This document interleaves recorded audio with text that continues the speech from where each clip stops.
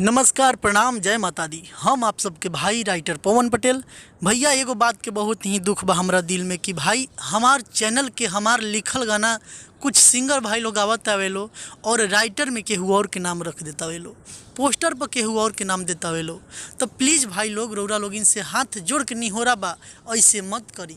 अगर हमार लिखल गाना गावतनी तो प्लीज़ हमार ही नाम दी। मान के चली राइटर में अगर हम गाना लिखे हैं तो हक बनता है कि आप लोग राइटर में हमारा नाम दीजिए, हमारा फ़ोटो दीजिए और गाना में हमारा नाम रखिए।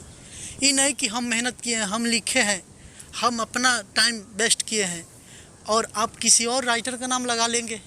ऐसा मत कीजिए प्लीज़। चलिए आज का वीडियो शुरू करते हैं। आज एक और ज़बरदस्त और बहुत ही बेहतरीन सुपर हिट देवी गीत जो आज होने वाला है वो गर्दा होने वाला है। बहुत ही ज़बरदस्त देवी गीत लिख के आप सबके सेवा में हम आ गए हैं, जो कि गाना बहुत ही सुंदर है। ये गाना डाइन पे है।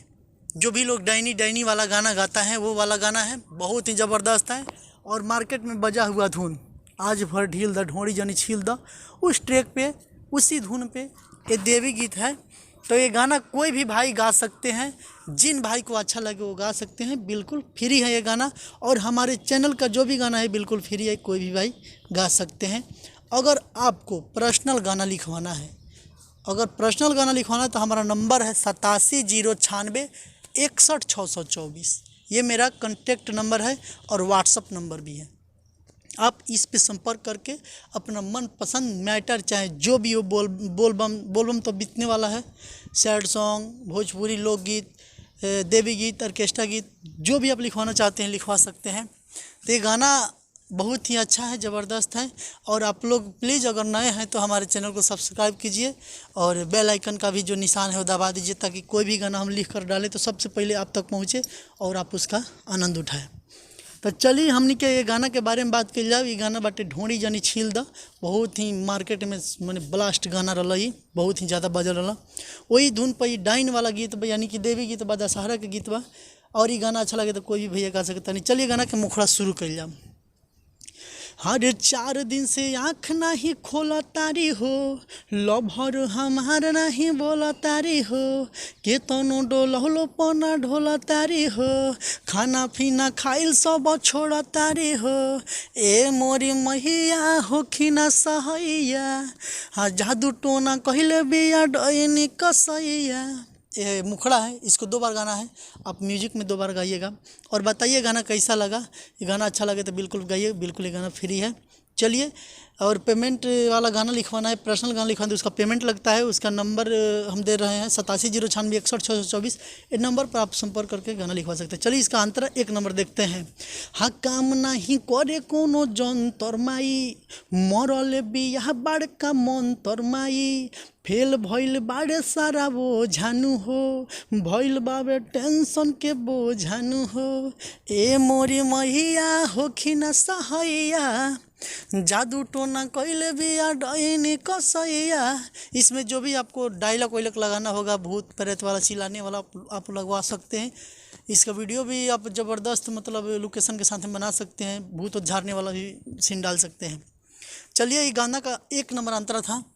हम अगला अंतरा आप लोग को सुना रहे हैं। चलिए कैसे है। हाँ राइटर पवन परेशान बाड़े हो, तू पे लगैले अब ध्यान बाड़े हो, तू ही कर माई अब कौन उपाय। यहाँ पे देखिए, यहाँ पे सिंगर नाम जो भी भाई गाएंगे ये गाना, हाँ यहाँ पे उनका नाम लगेगा। जहाँ पे हम सिंगर नाम लिखे हैं वहाँ पे वो लोग अपना नाम डाल लेंगे। फिलहाल में हम अपना नाम डालकर आप लोग को बता रहे हैं। देखिए, हाँ राइटर पवन परेशान भाड़े हो, तू पे लगैले अब ध्यान बाड़े हो, तू ही कर माई अब कौन उपाय, राइटर पवन के तो कुछ न बुझाए, ए मोरी मैया होखिना सहैया, जादू टोना कैले बिया डैनी कसैया। हर अंतरा के बाद फिर से मुखड़ा चालू है। ये आप लोग म्यूजिक पे गाइएगा। अब आप लोग बताइए कि गाना कैसा लगा, अच्छा लगा कि नहीं लगा, कमेंट में बताइए। और आप लोग हमारा उत्साह बढ़ाइए कि आप लोग के लिए जो भी हम काम करते हैं और काम अच्छा से अच्छा करने का हौसला आए। और आप लोगों को अगर पर्सनल गाना लिखवाना है, पर्सनल गाना का पैसा लगता है। आप पर्सनल गाना लिखवाना चाहते हैं तो हमारा नंबर है, कॉलिंग और व्हाट्सअप नंबर है 87 096 61 624। 87 096 61 624 इस नंबर पर कांटेक्ट करके आप अपना मनपसंद मैटर लिखवा सकते हैं। और हमारे चैनल को सब्सक्राइब कर दीजिए, जाते जाते बेल आइकन दबा दीजिए ताकि कोई भी गाना हम लिखकर डालें तो सबसे पहले आप तक पहुंचे। चलिए फिर हम मिलते हैं आप सबसे अगला वीडियो में, जो अगला गाना लिख कर लाने वाले हैं उस वीडियो में मिलेंगे। तब तक खातिर नमस्कार, प्रणाम, जय माता दी।